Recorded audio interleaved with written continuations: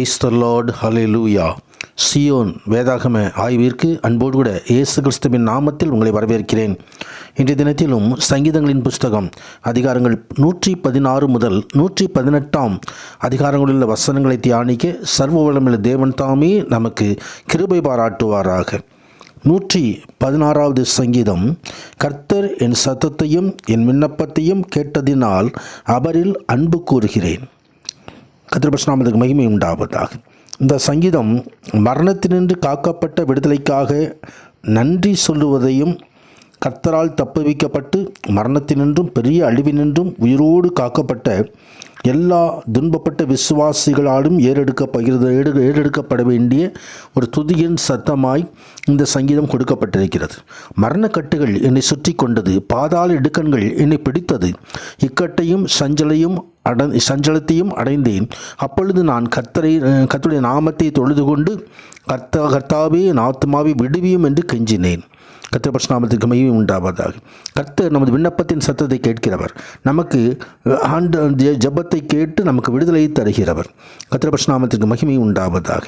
ஆம், அந்த உன்னத தேவனை நோக்கி நாம் நமது விண்ணப்பத்தை செலுத்தும்படியாக அதே நேரத்திலே ஆண்டவருக்கு துதியையும் செலுத்தும்படியாக அழைக்கப்படுகிறோம். ஆண்டவருக்கு ஸ்துதியையும் ஸ்தோத்திரத்தையும் செலுத்தி நம்ம விண்ணப்பம் செல்லும் பொழுது அது மகிமையான ஆசீர்வாதத்தை கொண்டு வரும். கர்த்தர் பரிசுத்தநாமத்துக்கு மகிமை உண்டாவதாக. 112வது சங்கீதத்தில் 116ஆம் சங்கீதம் 12வது வசனத்திலே, கர்த்தர் எனக்கு செய்த எல்லா உபகாரங்களுக்காகவும் அவருக்கு எண்ணத்தை செலுத்துவேன் என்று சொல்லி சங்கீதக்காரர் யோசிக்கும் பொழுது அவருக்கு பரிசுத்த ஆவியானவரால் விடை கிடைக்கிறது. இரட்சிப்பின் பாத்திரத்தை எடுத்துக்கொண்டு கர்த்தருடைய நாமத்தை தொழுது கொள்ளுவேன். ஆம், நாம் கர்த்தருக்கு செய்த பொருத்தனைகளை அப்படி ஜனங்களுக்கெல்லாம் முன்பதாக செலுத்துவேன் என்று சொல்லி அங்கே ஆண்டவர் தமக்கு செய்த அந்த உபகாரங்களுக்காக நன்றியாக இதை செலுத்துகிறதை குறித்து பார்க்கிறோம். நாமும் கூட ரட்சிக்கப்பட்ட அந்த காரியத்தை கருத்தாய் காத்துக்கொண்டு கர்த்தருடைய நாமத்தையே நாம் தொழுது கொண்டு கர்த்தருக்கு நாம் செய்த பொருத்தனைகளை செலுத்தும்படியாக நாம் அழைக்கப்படுகிறோம்.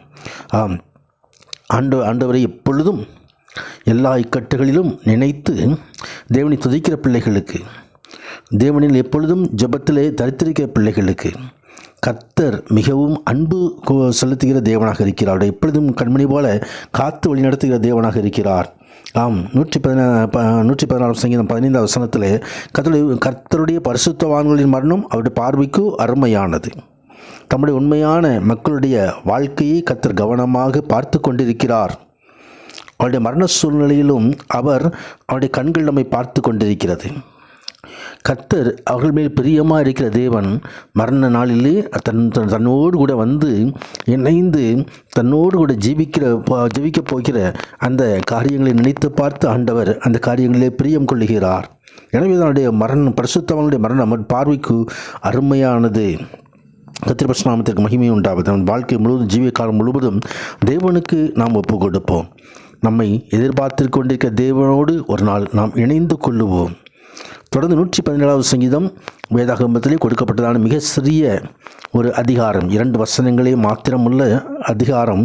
ஆனால் அந்த அதிகாரம் சகல ஜாதிகளையும் அழைக்கிறது கர்த்தரை துதிக்கும்படியாக, கர்த்தரை போற்றும்படியாக. ஏனென்று சொன்னால் அவர் கிருபையுள்ள தேவன். அப்படி கிருபை வானபரியந்த மேகமண்டலம் பரியந்தம் எட்டுகிறது. ஆம், அந்த உன்னத தேவனை நாம் தொழுது கொள்ளும்படியாக, உலக மாந்தர் அனைவரும் அவரை தொழுது கொள்ளும்படியாக இந்த சங்கீதம் நம்மை அழைக்கிறது. தொடர்ந்து 118வது சங்கீதம். கர்த்தரை துதியுங்கள், அவர் நல்லவர், அவர் கிருபை என்றும் உள்ளது என்று சொல்லி ஆண்டவரை துதிக்கும்படியாக எழுதப்பட்டதான சங்கீதம்.